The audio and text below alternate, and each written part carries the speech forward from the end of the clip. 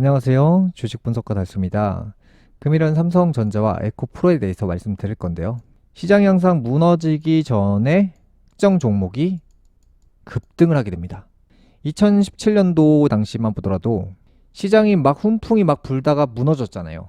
그때 올라간 종목이 바로 이제 신라젠이었고, 코로나 때 올라간 종목이 또 이제 시젠이었고, 그 다음에 이번에 폭락장 전에 급등할 종목이 바로 에코프로예요. 대부분의 개미들이 너도 나도 돈을 다 끌고 와서 매수를 한다는 거죠. 거기다가 이제 언론만 보더라도 에코프로 지금 사야 된다, 저평가다, 많은 유튜버들이나 전문가들이 에코프로를 사야 된다고 외칩니다. 삼성전자가 10만전자 갈 때랑 똑같죠. 똑같아요. 제가 이 당시에 삼성전자가 고점이라고 했지만 많은 사람들이 안 믿었어요. 고점이고 계속 내려간다고 말했지만 많은 사람들이 안 믿었어요. 에코프로도 똑같은 맥락이에요. 자, 이제 바닥에서 한번 올라와 줬고요. 그 다음에 시간 끌기 들어갔고요. 그 다음에 지금부터는 본격적인 하이라이트가 나오고 있는데요. 이 모습이 신라젠과 매우 유사한데요. 일단 제가 보기에는 바닥을 12만원 잡으면 되고요. 작전이 제대로 진행되고 있는 점과 그 다음에 언론 플레이가 정확하게 일치하고 있고, 거기다가 많은 개미들이 신라젠처럼 마구마구 매수하고 있다는 점을 고려했을 때 제가 봤을 때는 5배에서 10배 구간이 맞다고 봅니다.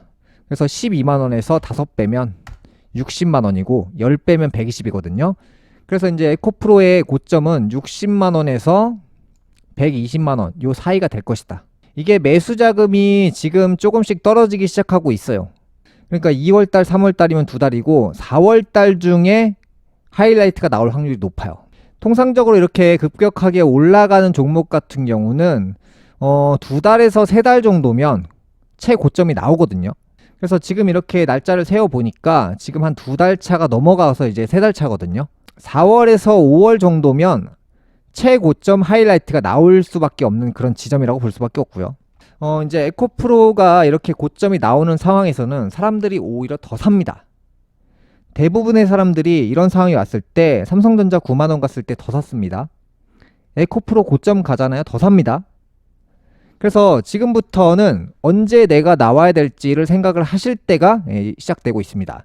왜냐면 제가 방금 말씀드린 5배에서 10배 이 구간이 끝인데, 매수를 해서 분명히 딱 이럴 거예요. 사람들이 이거 장기 투자해야 된다, 들고 가야 된다. 대부분 사람들이 마음이 그래요. 넉놓고 있다가 못 팔고 쭉 내려올 겁니다. 그게 예를 들어서 이제 신라젠을 보여드릴 건데요. 만약에 빠져나오지 못하면 영원히 팔지 못하는 겁니다. 이런 식으로. 올라왔습니다. 올라왔고요. 본격적으로 여기서부터 출발했어요. 그래서 이제 이렇게 오르고 올라갔습니다. 신라젠 같은 경우는 통상적으로 본격적으로 출발하고 난 뒤로 3개월 정도 시간이 걸려서 한 달, 2달, 3달 최고점 라인이 나왔고요. 지금 에코프로 같은 경우는 지금 2달 좀 넘고 있으니까 뭐 한 요런 구간들 요 인근대에 지금 와 있어요. 그래서 이제 이 부분들을 조금 참고하셔서 고점에 무조건 팔고 나오신다 이런 마음가짐으로 준비하셔야 되고요. 이걸 뭐 넉놓고 있겠다, 삼성전자 9만전자 때처럼 사놓고 장기 투자하겠다 이런 게 아니고요. 나올 준비를 반드시 해야 돼요.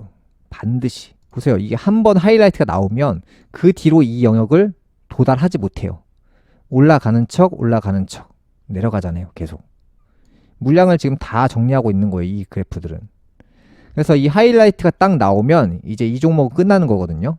그래서 에코프로 같은 경우는 딱 이렇습니다. 지금 본격적으로 이제 하이라이트 구간에 나오고 있어요. 지금 대략 한 6배 정도 올라간다고 했잖아요. 통상적으로 5배에서 10배까지 볼 수 있는데 매도를 언제 하고 딱 나올지를 준비하고 계셔야 돼요. 그래서 이 매수 자금이 계속 따라가 줘야지 이게 계속 올라가는 건데, 그 매수 자금이라는 게 사람들이 그렇잖아요. 예를 들어서 이제 내가 샀습니다. 그럼 내 친구한테 소개시켜 주죠. 그 친구가 옆 사람을 소개시켜 줍니다. 돈을 벌었다고 자랑을 계속합니다. 그러면 우리 직장 내 사람들이 다 사고요. 우리 가족들이 다 사고요. 우리 친척들이 다 사고요. 친구들이 다 삽니다. 이 시간을 제가 왜 말씀드리냐면 주변 사람들이 다 같이 매수하는 총 시간이에요. 그러니까 최종적으로 더 이상 살 사람들이 없게 되면 그 종목이 떨어지게 되는데, 통상적으로 3달 정도면 더 이상 신규 매수자가 없고요. 신규 매수 자금이 없어요. 이 3달이란 시간이 평균적으로 봤을 때 더 이상 다단계 구조처럼, 다단계도 처음엔 되게 잘 되는데 나중에는 더 이상 데려올 사람이 없기 때문에 그 다단계가 망하거든요. 이 구조가 딱 그래요. 내가 막 돈 벌었다고 주변 사람들한테 막 자랑을 합니다. 그러면 그 친구가 사고, 친구의 친구의 사고, 친구의 오빠가 사고, 오빠의 엄마가 사고, 많은 사람들이 집중해서 매수하고 있는 시간이에요. 근데 더 이상 살 사람이 없으면 떨어지기 시작하는 거고요. 이 부분을 참고하셔서 이전에 삼성전자처럼 꼭 탈출을 하시기 바라겠고요. 지금 제가 딱 말씀드리는 건 2차 전지는 이제 마지막이에요. 여기서 얼마나 잘 빠져나오는지 눈치 게임에 들어간 거고요. 삼성전자 같은 경우도 마찬가지예요. 항상 폭락이 나오기 전에 제가 뭐라고 했습니까? 갑자기 올라가는 현상. 뭐라고 했죠? 훈풍이 분다고 했죠. 시장이 갑자기 예상 밖으로 간다는 거예요. 시장이 폭락하기 전에 사람들이 돈을 끌고 오게끔 만들어요. 주식을 사고 싶게 만든다고요. 분위기를 그냥 띄워버린다고요. 그러다가 사람들이 막 사기 시작해요. 그러면서 훈풍이 분다고 했잖아요. 그 다음에 토끼몰이에 제대로 당하고 사람들이 결국 폭락을 맞아요. 이 부분을 참고하셔서 매매를 하셨으면 좋겠고요. 지금은 이제 반도체 왔죠? 2차 전지 왔죠? 그 다음에는요.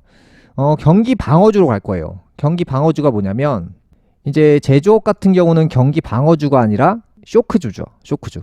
그래서 제가 1분기, 2분기 실적까지는 이런 제조업들이 버텨줄 수 있는데 2분기 근접까지 갔을 때는 버틸 수가 없어요. 실적이 계속 망가질 거거든요. 좋아질 수가 없어요. 그래서 이제 지금부터 이제 세력들이 에코프로처럼 사고 있는 종목들이 뭐냐면 바로 바이오 주식들을 사고 있어요. 개미들이 저쪽 편에서 고점의 종목을 사고 있을 때 세력들은 바닥에서 바이오 주식들을 매수하고 있어요. 지금 띄울 준비를 하고 있는 거예요. 제가 이전부터 말씀드린 게 고점 대비 80에서 90% 떨어진 바이오 주식들을 제가 몇 달 전부터 매수하시라고 말씀드렸잖아요. 그래서 이 종목 같은 경우도 거의 80%에서 90% 가까이 떨어졌었고, 그 다음에 이제 바이오 관련주 중에서 거의 대장급이죠. HLB인데 사실 바이오 주식들이 올라가려면 이 종목의 향방이 가장 중요해요. 그래서 이제 HLB는 바이오 대장급이기 때문에 예를 들어서 이제 반도체 하면 삼성전자, 자동차 하면 현대차, 뭐 이런 식으로 대표하는 주식이기 때문에 그냥 참고 자료로만 보는 겁니다. 이 그래프가 왜 이렇게 움직이고 있을까? 그래프 참고용입니다. 그래서 여러분들이 이제 돈을 버시려면 사실 이런 종목을 사서 돈을 절대 벌 수 없고요. 올라간다 내려간다로 이게 돈을 벌 수 있는 종목이 아니에요. 진짜 이제 돈을 버시려면 이 종목을 분석을 확실히 해서 그 종목이 앞으로 좋아질지를 정확히 예측해서 그런 종목을 사야지 삼성전자처럼 넉넉고 있으면 수익 절대 못 냅니다. 그래서 지금은 삼성전자 뭐 1% 2% 올라갔네 말았네 이런 거 보실 때가 아니고요. 바이오 주식을 뭘 사서 지금 대박을 터뜨릴까를 보셔야 돼요. 삼성전자 뭐 여기서 뭐 지금 엄청나게 많이 올라간 것처럼 분위기가 나오고 있는데 뭐 여기서 뭐 겨우 10%밖에 안 올랐어요. 그러니까 제가 항상 말씀드리는 게 차라리 위험한 주식을 하세요.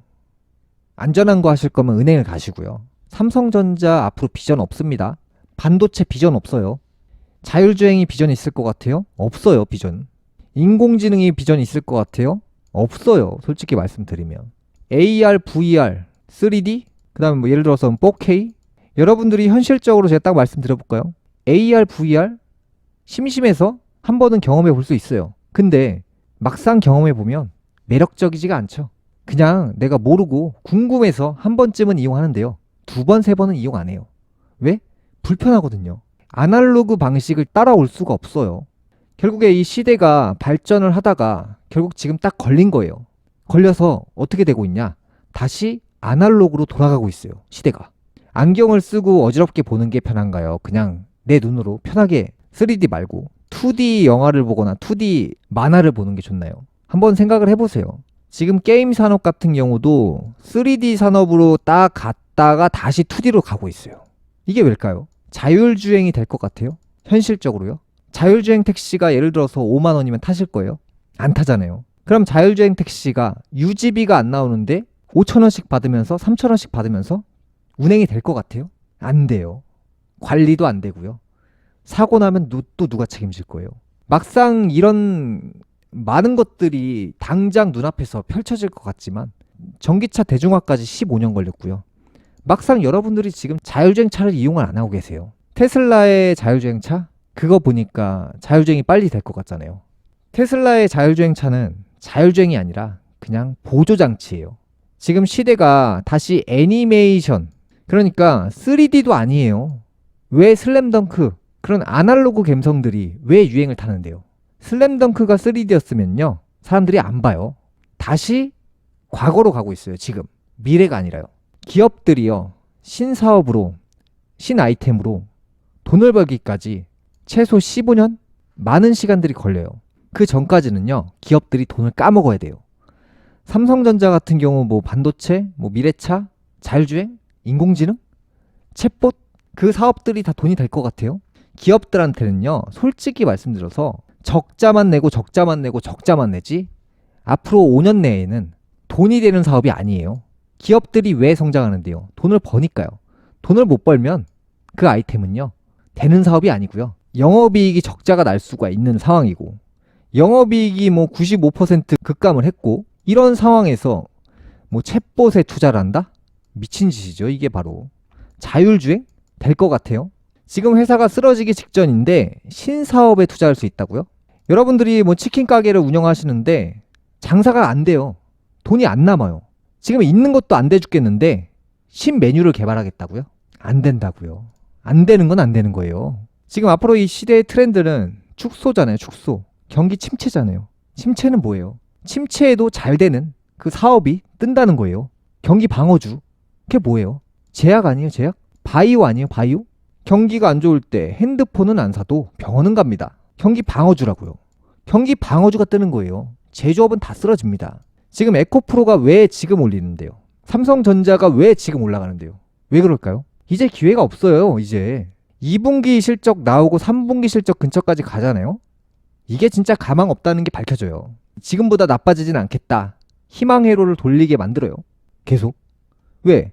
지금 한 번 안 좋아진 거잖아요. 그러니까 CR이 먹히는 거예요. 근데 에코프로를 왜 지금 올리냐? 실적이 최상단에 있을 때, 최고점에 있을 때, 제일 잘 나갈 때 주가를 띄우는 거고요. 그 다음에는요. 2분기 실적, 3분기 실적 넘어갈 때는 없다는 거예요, 이제. 간단한 이슈에 대해서 좀 몇 가지 말씀드리려고요.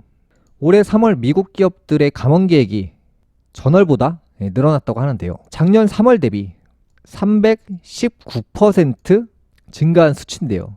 그래서 지금 23년도 3월이 되니까 지금 해고 열풍이 불고 있고요. 미국 대형 할인마트 코스트코의 매출이 2달 연속 둔화하고 있는데요. 3년 만에 최저 수준을 기록하고 있는데 미국 경제가 본격적으로 침체로 향하고 있다는 또 다른 징조로 보여집니다. 새마을금고 같은 경우는 이제 건설 부동산 대출 잔액이 계속 늘어나고 있고 2019년 당시에 연체 금액이 7천억이었거든요. 올해 1월 기준으로 연체 금액이 얼마냐면 5조 2천억이에요. 연체 금액이 매일매일 증가하고 있는데 이러다가 진짜 우리나라 은행권들 다 쓰러질 것 같아요. 지금 건설사들한테 돈을 대준 곳이 은행이잖아요. 건설사가 이제 부도가 나면 은행이 그 부도를 떠안는 거거든요. 돈을 빌려준 사람이 망하는 거니까. 건설사만 망하는 게 아니라 돈을 빌려준 사람이 같이 망해요. 이자를 받는 대가잖아요. 그게 안 갚았을 때 결국에 내가 책임을 지는 거다. 건설 회사들이 이제 파산하게 되면 뭐 건물들이 다 은행한테 다시 가는 거니까 결국에. 다음으로는 윤 대통령 방미 국내 바이오텍 동행한다 라는 뉴스가 나왔는데요. 역대 정권 중 처음이라고 합니다. 그래서 이번 달 하순에 미국 국빈 방문에 국내 바이오텍 관계자들이 대거 동행한다라는 뉴스가 나왔는데요. 제약사 및 바이오텍 주요 인사들과 방미를 포함한 국빈 초청 일정을 함께 소화하는 사례는 역대 정권 가운데 처음이다라고 합니다. 그래서 이제 미국 방문 예정인데요. 아무래도 이제 대통령이 미국을 기업들과 함께 방문하는 건데, 그래서 이제 제약바이오 관련된 주식들이 크게 주목을 받지 않을까라는 생각을 합니다. 그래서 이제 경기 방어주라는 섹터가 형성이 될 거예요. 그래서 이제 제조업들은 경기가 나빠지면 결국에 무너진다라는 것을 방송인들이 많이 얘기하지 않을까요? 그 다음에 이제 제약바이오주들은 경기가 어려워도 잘 되는 업종이다. 이런 얘기들이 또 퍼질 거 아니에요. 대기업 주식에 투자했던 사람들이 제약바이오로 이동하는 현상이 나오지 않을까라는 생각을 합니다. 금일 방송 여기까지 하겠고요. 다음 시간에 뵙겠습니다. 감사합니다.